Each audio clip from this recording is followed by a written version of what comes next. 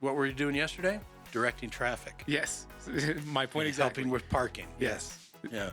I wasn't necessarily willing to clean the toilets, but if they really were like, we need somebody to do it, I probably would have. Like I said, it's for as long as you want, however long you think you can stare at me for. 30 seconds. You think you got 30 seconds on a staring contest? That's it? Yeah. I'm not that vested into it. So. You're not that vested into the staring contest? Well, If you were prettier. If I was prettier. I think that if I was prettier, you would last less long. What do you think is going to happen? My opinion. I don't know. Are we going? I would never go. Okay. No, how's the show been for you? Good. Yeah. Super casual. Home show. Yeah. 5 minutes away from my house. Oh. I love that. Jealous. I mean, I look forward to it just for that. For the closest factor? aspect. Yeah. Yeah. There's a whole, not just a whole level of stress. There's like 2 or 3 levels of stress and anxiety that aren't there because it's so close to the house. But I mean, as a show in general, I love this show. It's not a big show. No, it's not huge. Like space. I was actually noticing that when we first got here, I was looking at just the space because it was empty. There was not even a table here yet. Okay. And I walked in completely empty, and I was like, "Wow, it's not very big." It seems bigger when it's filled with people. Yeah, but it just, it's not the biggest show, but it has a great vibe. Yeah. It just has a great vibe, and Troy and Nick and their team, they've done such a great job on the vendor variety, right? And the animal selection. Of course, all the plant content is fantastic. I'm only guessing that it's probably cost me $1,000 in plants this weekend. I've carried plants into the house, but yeah, my wife Nikki has gone bonkers. Yeah, I bet. I mean, she literally had like 2 handfuls of plants, and then the neighbor that came with her also has her hands full with plants, and they tried to convince me those all belong to the neighbor, but I see through their ruse. The plants, and now they're all in my living room, so they obviously belong to us. The plants are more bulky, I noticed, because you could have 2 plants and your hands are full, versus you could have What kind of 17 geckos. amateur plant carrier are you? Nikki had like 8 plants in her hands. Yeah, but you're still full. At 2, you could be. I'm saying that you look full with 2 if you get 2 medium-sized plants.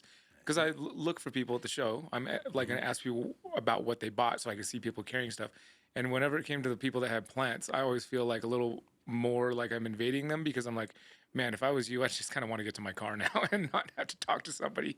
I mean, there can be a little burdensome to carry around. Yeah, but I mean, if you're carrying 2 plants, those are, as they say, those are rookie numbers. Yeah, okay, fair enough. You need to get those numbers up. Yeah, speaking of numbers up, it seems like they're selling well. I mean, I just grab a random spattering of people from the show to ask them what they bought, what their plans are for it, how much they spent on it. And at this show in particular, over half of the people that I stopped had, by an hour and a half into Saturday, had spent a G and said they were not done. Wow. I know, that's what I said. I was like, whoa, that's crazy. That's really strong. It's not normal. Yeah, good. I mean, good environment, good vibe. I think people are spending money. Vendors seem to be selling, not necessarily ball python people, but that's state of ball python world. But other folks, geckos and merch and spiders, of course, and certainly plants.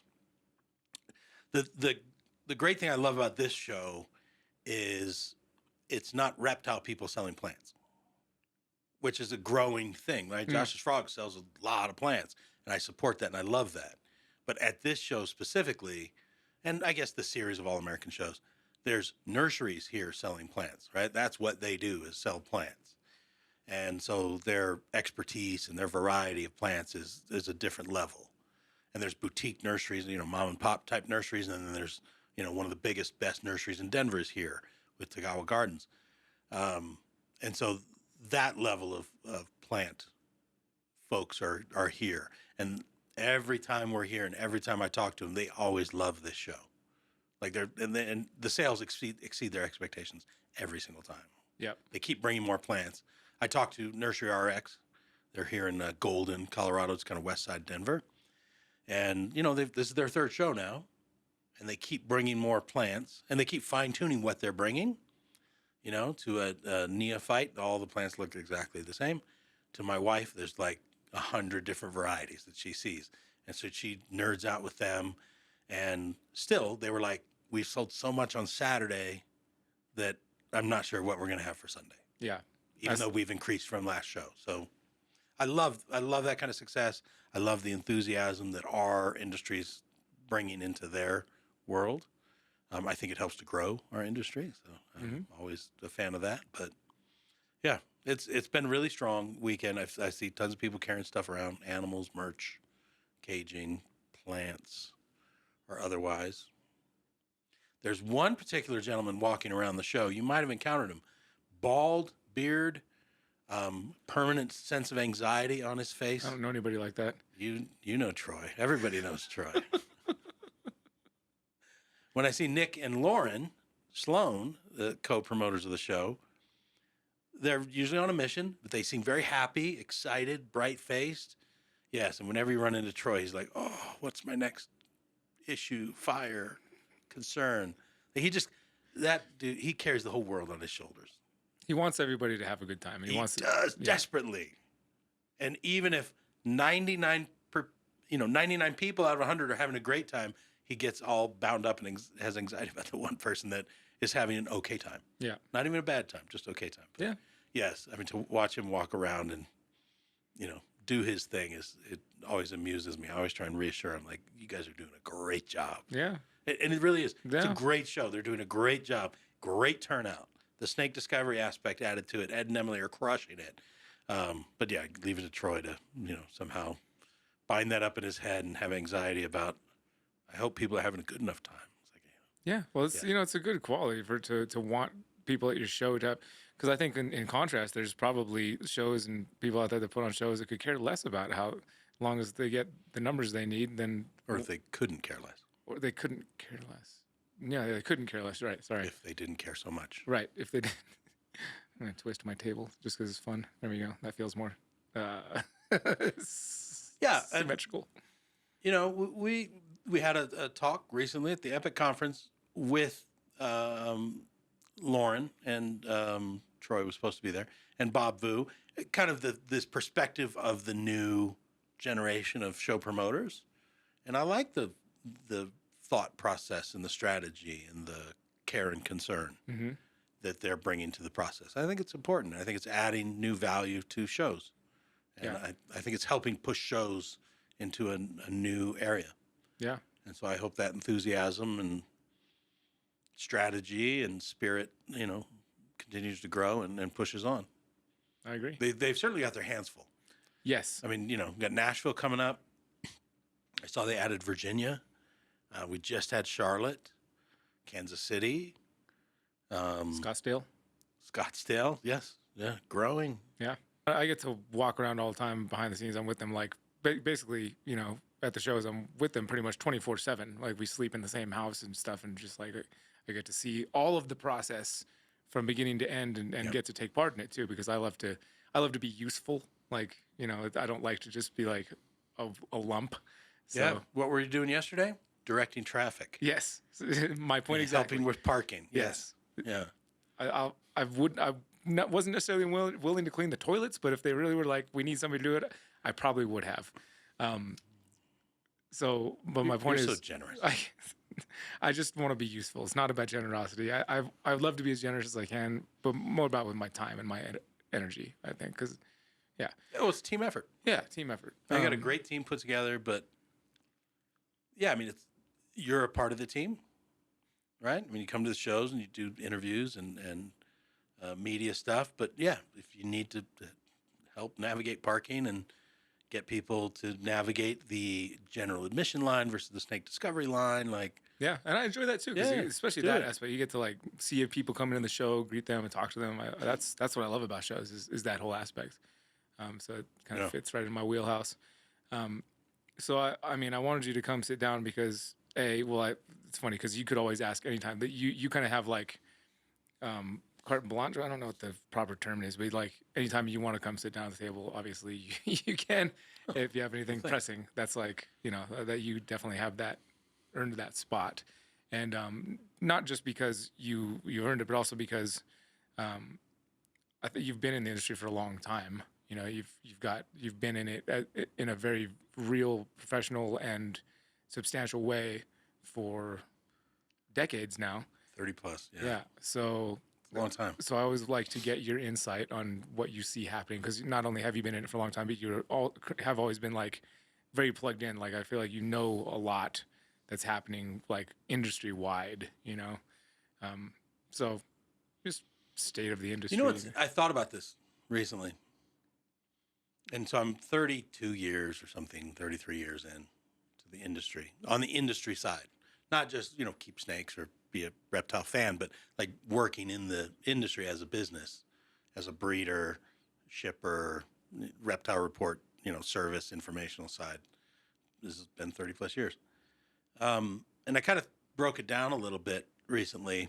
That first 15 years was largely breeding, like livestock side, producing. And we did, I think we've reproduced 125 species or something.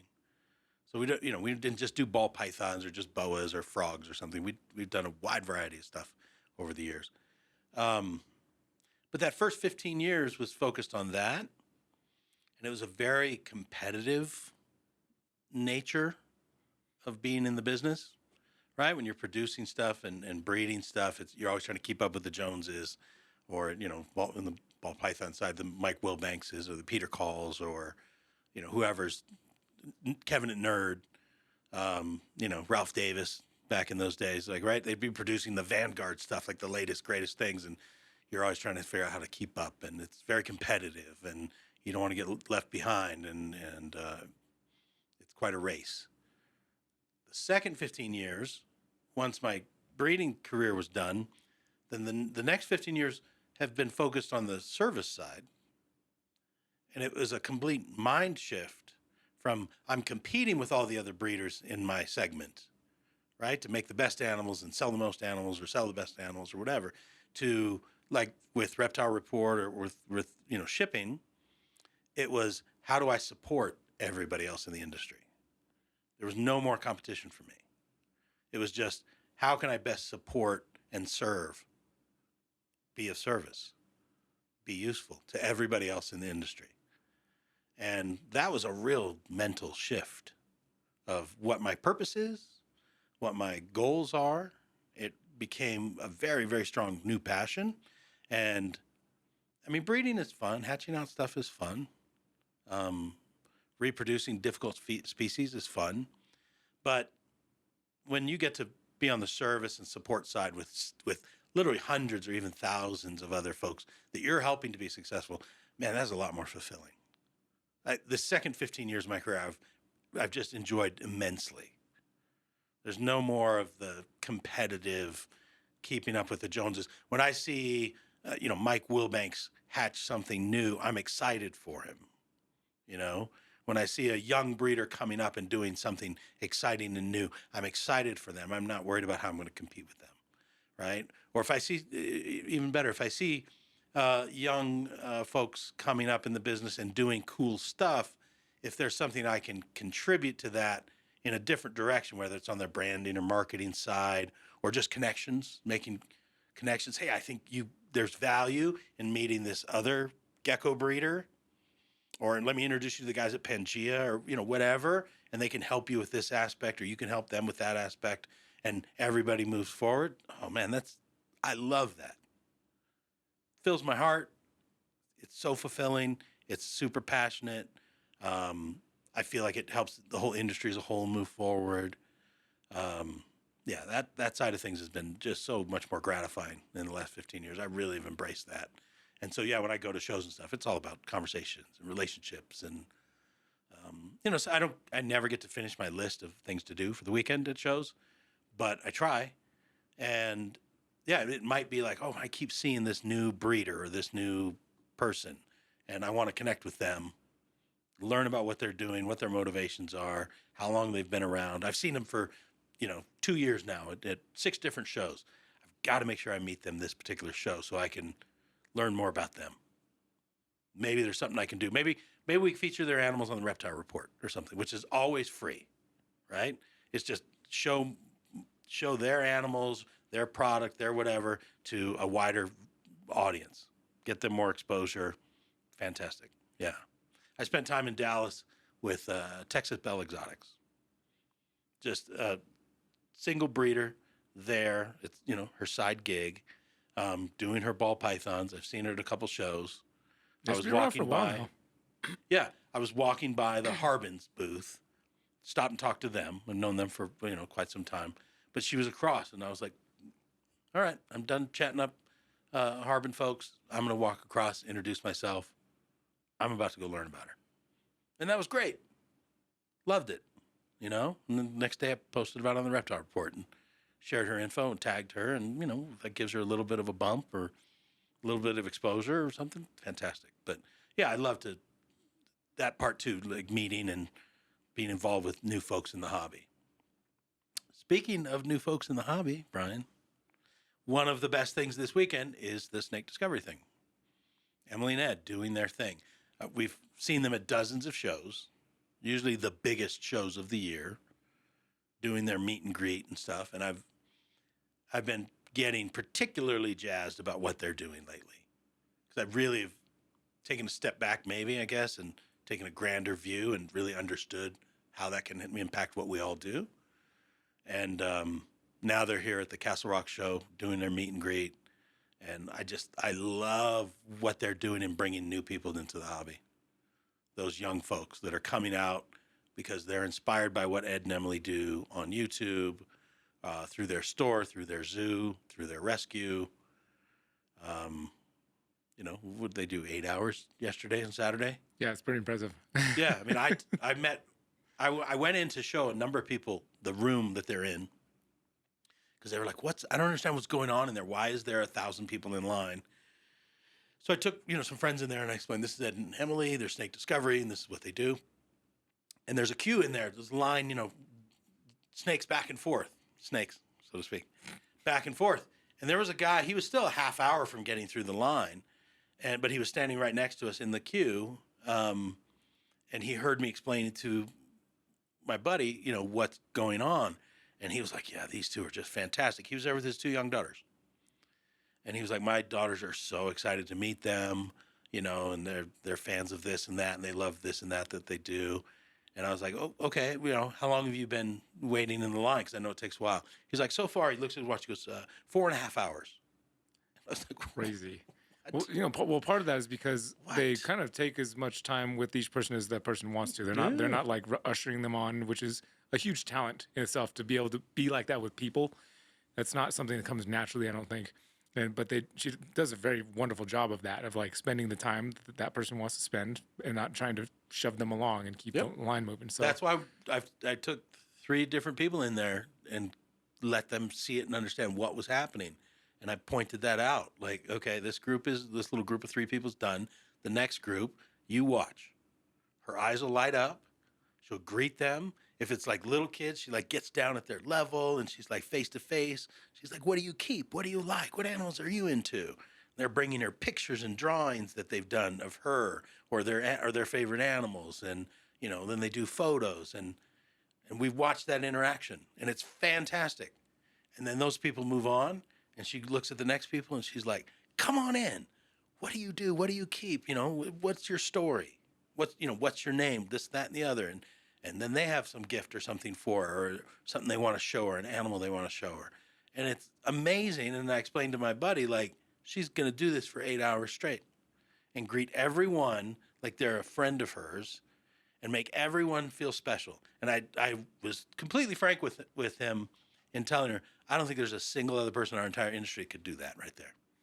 That's superhero stuff right there. There's a lot of folks that can do the opposite. What do you mean? Like have a line and then like kick people when they come up? No line. And they just like sit behind their booth on their phone with a grump ass look on their face and like, this show sucks. Yeah, exactly. I didn't make sales. Yes, of course. I think that's getting less and less, though. I think so too. Yeah, I think of enough people have less and less. Talked about it and realized that maybe I'm not doing well because I'm not doing well. Yeah. Well, I mean, part of it is the reality is in the reptile world, it's a bunch of introverts. Yeah. That is very attractive. That's true. the reptile hobby and keeping snakes and lizards, and, geckos, even on the spider side, it's because you're not necessarily jazzed to go out in public and interact with 1,000 people. Totally.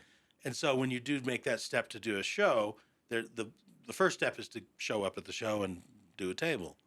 It's an entirely different step to stand behind the table and greet people and interact with them. It's, for some people that comes naturally. Sure. Other people, they have to build that skill set. Absolutely. Believe it or not, I had to build my skill set. Same. Yeah. Yeah. It's hard. And it's an engine that runs for me. And I turn it on when the show comes. And then after the show, we pack up and we go back to the hotel, or in this case, I get to go home. Then it's just like, holy crap, I am depleted. Like, because the engine just shut off. And it's just like, oh, man. That was a long weekend. Fantastic. But, like, you just have to be on. And it develops some skill and endurance to be able to be on like that. But that's where you get the most value, and that's where you get the most return, right? You develop relationships with the customer. Not everybody comes up is going to buy something. Even if they come up 3 times, they're still not necessarily going to buy something. But if you can interact with those people and have an experience and share a moment with them, explaining about your animal, explaining why you work with those animals, explaining how to care for the animal, or, whatever it is, maybe the 5th or 6th time, they're like, I like this guy. I like this woman. I'm going to buy something from her. Or, they're at the other end of the show and they're like, yep, I've decided I'm going to buy a crested gecko. You know where I want to go? Back to that other booth where that lady was so kind and so nice and spent some, the 3 minutes with us and explained, we're going to go back there. That the payoff's not always immediate. Sometimes it builds through those conversations and relationship moments. And so that's what I think vendors are starting to realize and recognize and start essentially investing into that experience. And eventually that investment adds up and then pays off. But yeah, still, nobody can do what Emily does, period. Even if she got a really bad cold and Ed had to step in, I don't think he'd make it 1 hour. Yeah, I don't think most of us would. I mean, he can do 8 hours of selling the merch and greeting folks there, and he's super personable, nicest guy. But what she's doing is different. Yeah. She's eyeball connecting with one person or a group of 3 people and making them feel like we're friends. And I appreciate you and I recognize you. And what you're saying to me, I'm registering, I'm taking in, I'm understanding. I'm not just like zoning out of like, oh God, here we go again. There's never that with her. And I think that's just superhero stuff. And again, so valuable because, she talks to 1,000 people. And then, here at this show, they interact with Emily, they interact with Ed, and then they end up on the show floor. Now they're out with the rest of the vendors and all the animals and great stuff they get to see. I mean, she's literally creating people in our industry. And they're going to be fans, and then they're going to be pet owners. Then they might be, collecting some animals, small group of animals. Then they become more of a hobbyist. These are 9-year-olds or 10-year-olds or 12-year-olds. By the time they're 16, they've got a nice little small collection. By the time they're 18, they're like, you know what? I'm going to breed some animals.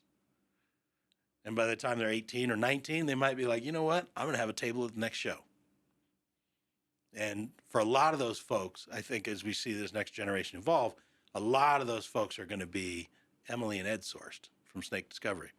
A lot of those folks that are now doing it are Brian Barczyk sourced, right? That was Brian's target audience. He didn't really make content for a bunch of reptile breeders. He was making content to bring new people into the hobby. And, that's 10 years plus now.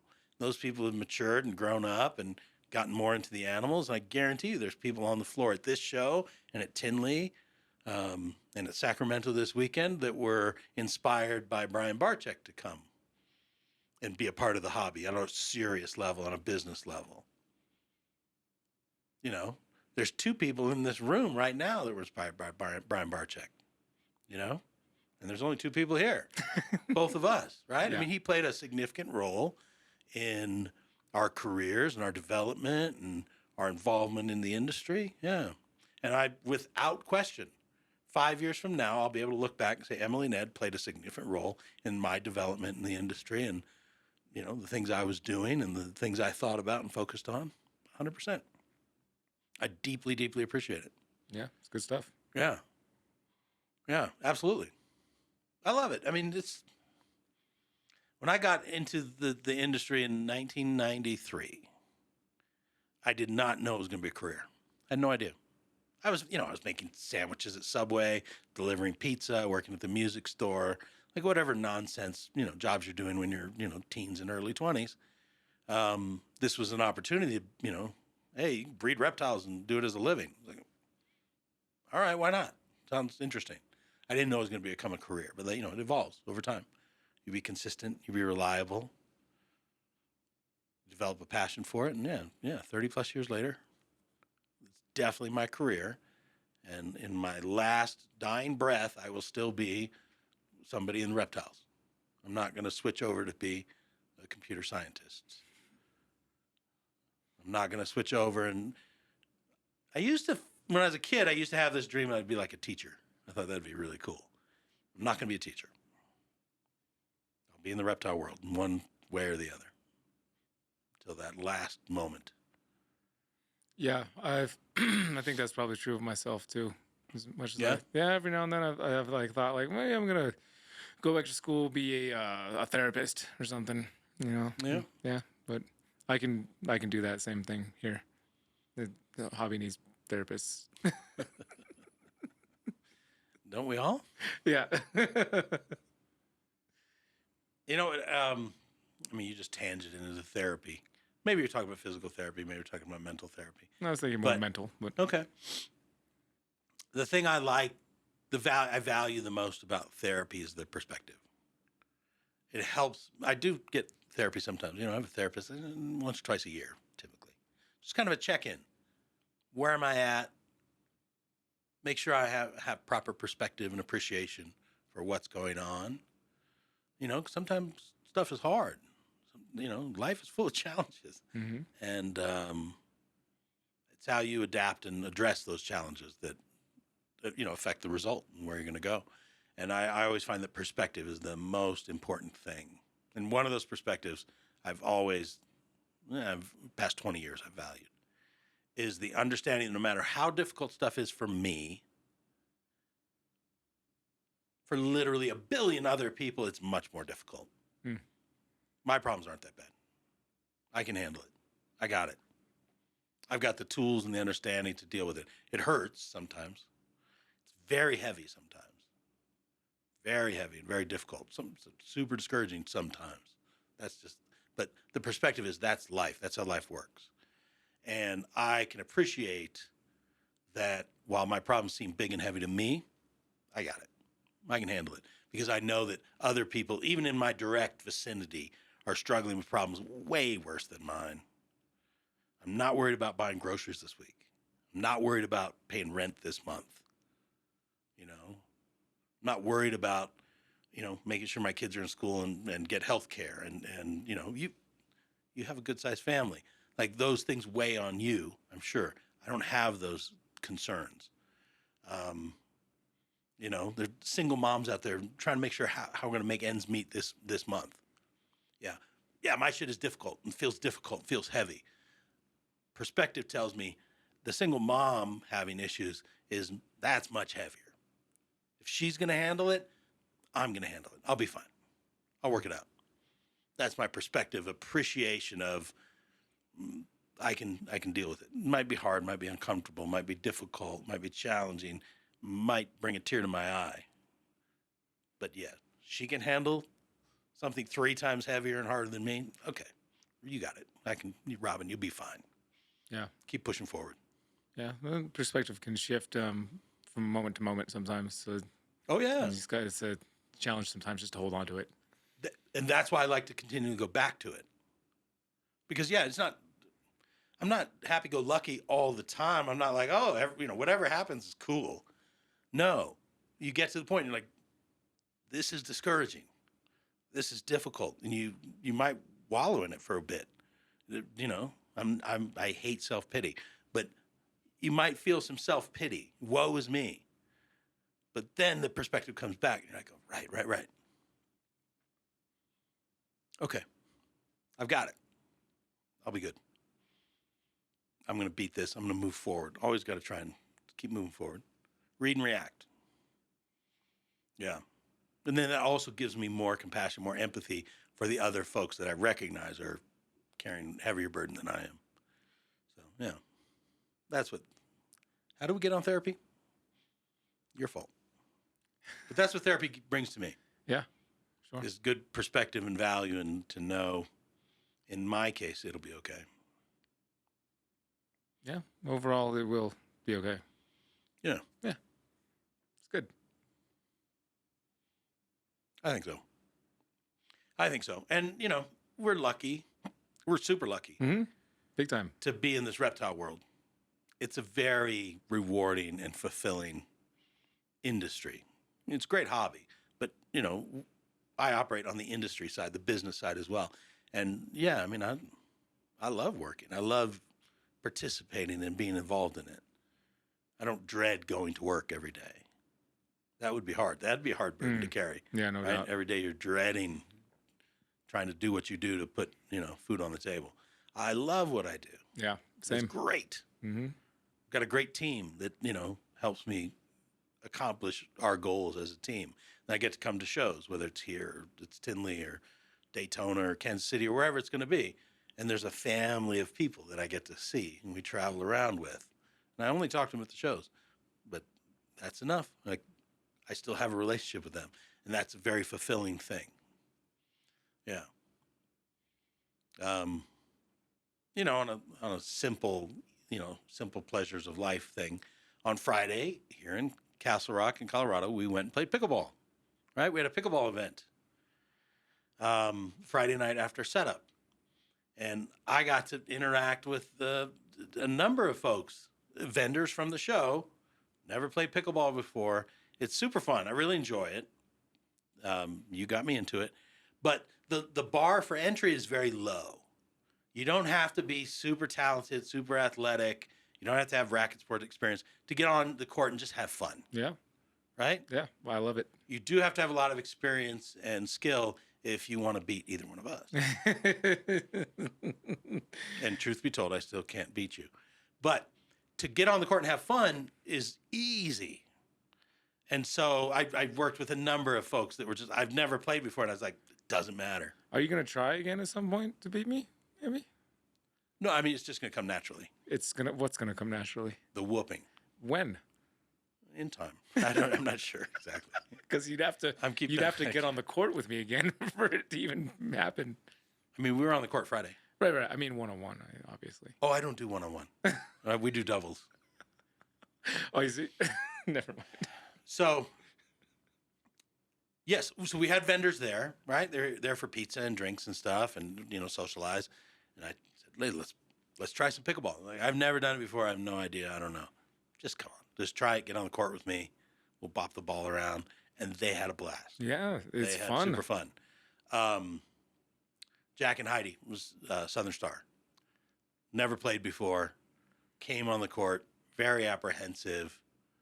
Next thing you know, Heidi's got her sweatshirt off because she's starting to, build up some heat and, starting to exercise. Jack's taking it more seriously. He's also similar to me. He's a bit brick. Of a brick. He's a boulder. Is not yes, a boulder. He's a foundation. He's a walking foundation. But he's a bit of a trash talker, So he'd get after Heidi because I put them against each other. So it was me and Jack versus Heidi and my buddy Grizz. And, he was starting to dig at her and she was digging at him. And they just had a great time. And like that part of the relationship, right? I mean, they live in Texas. We don't hang out, but I see them at shows. And I guarantee you the next time I see them at shows, we're going to have a better experience because now we've shared the pickleball thing. Totally. Yeah. They stopped me when I was walking down the aisle. They stopped me because they want to talk about pickleball, how much fun they had. They're like, that was a great time. Yes. Oh, gosh, I missed the opportunity. I could have mentioned, Redline pickleball paddles available at a booth near you. But yeah, we totally had fun. So that kind of thing, to be able to share those experiences and you know, with folks is great. Today's Sunday, so after the show, we're gonna have dinner tonight. As long as we get packed up in time. Well, it's not till 7:30. It should be fine. We'll see. Not everybody has a array of electrical production equipment like you, but I'll be breaking this down shortly, just in to anticipation. get ahead of the curve. Yeah, but I'm also gonna help out with everything else, so we'll see. Yeah, but we got Nick and Troy will be there for dinner. Ed and Emily will be there for dinner. And, you know, we'll get to share some stories of the weekend and, you know, try and build up Troy about what a great job he did and see if he can receive it. Yeah, I think he can. I hope so. Yeah, he can do it. Yeah. But, yeah, I love the family aspect, the relationship aspect. It's great. And, yes, I mean, 30-plus years, I've known some of these folks a long, long time. Yeah. Yeah. It's awesome. It's good, man. Let's keep it going. Absolutely. When's our next show? Nashville? You mean the two of us at the same show? What do you mean? Yeah. Yeah, Nashville, Are right? you going to Nashville? I am going to All right. Nashville. Well, then that's our next show. All right. 2 weeks. Yeah. Is it? Oh, geez. Take next weekend, have a breath, and then we'll see. I'm on the road until I leave tomorrow, hitting the road. And then I go directly to Nashville from the road. Oh, okay. I don't even go home. Gotcha. Yeah, guess who's not thrilled? My wife. Well, that's why she had to buy $1,000 worth of plants just to make sure she has Yeah. some company and something to keep her busy. I imagine my wife and your wife should never get together. Because all they're going to do is compare stories and be like, these two knuckleheads that are always on the road. It's probably good, though. It'll probably be Is good it? for them. No, it'd be good for them to be able to commiserate. Yes. Well, yes. I know, but then they're just going to talk trash about us. That's fine, too. It's like My wife's very understanding. She knows this is the gig. Yeah, same. But it's frustrating, right? I mean, you know. And again, we don't have kids. You're so mean and callous, you leave your poor wife home with all your children. Terrible. Terrible husband. Oh, gosh. All right, I got to go. All right. Thanks for hanging out. Thanks for coming to Colorado. Yeah, man. Always fun. This is kind of like becoming a second home for me, so. Yeah, a little bit. Yeah. I love Colorado. I've been here, 30-plus years. Yeah, it's a great spot. Is there pickleball in Nashville? Got to be, right? We'll find out. We'll make it happen. I'll be there Thursday. Yeah. I'll be there Thursday also. Yeah,